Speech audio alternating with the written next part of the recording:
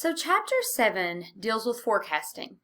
I want you to think about that word for a second and think of what that word could mean. Most people think of the weather forecast. And if you think about the weather forecast, I want you to consider what they use to make a weather forecast.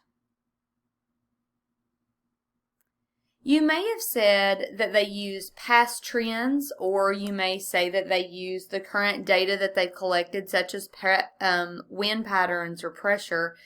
And if you said those things, you'd be right. But what do we all know about the weather? It's likely to change, and the forecast will be incorrect. When we look at business forecasting, we're doing the same thing. We're making an estimated prediction about the future based on past trends and the current data, but we have to keep in mind that it's likely to be incorrect.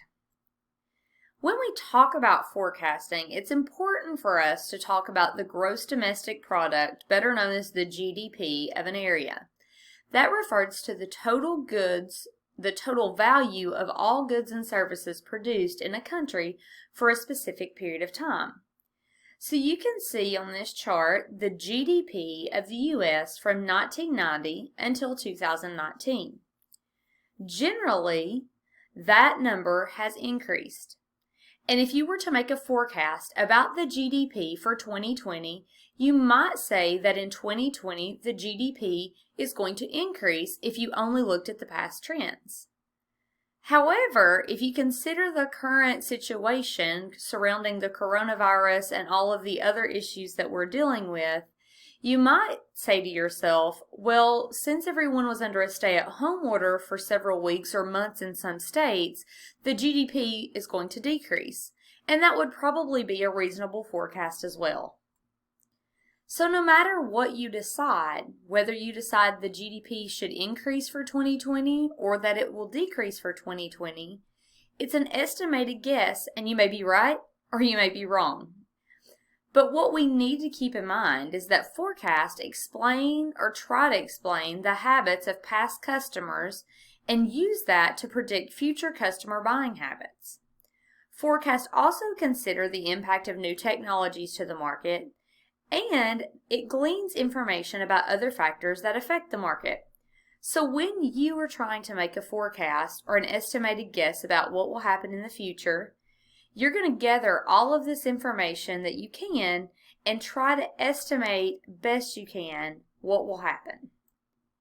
So there are 5 factors that influence how your forecast should be done or which method should be used. First, we need to know what is the accuracy you desire.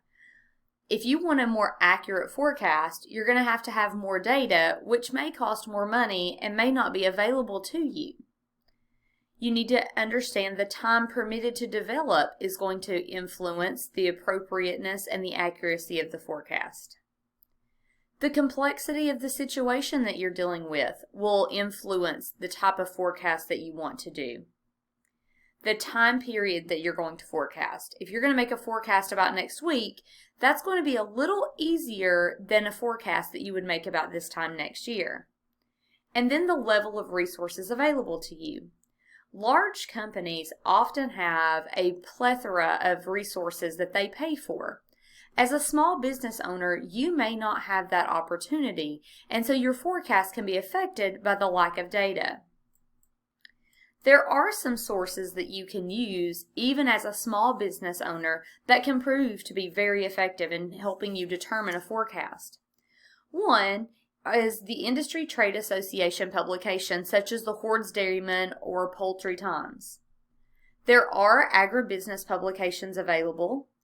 There are also university publications available through the Extension Service. So for us, most of those come out of UT Knoxville.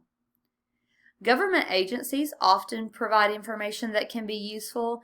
NRCS, Farm Services Agency, those entities have a way of publishing their information in a manner that is pretty easy to understand, and sometimes they put information out that would be really helpful.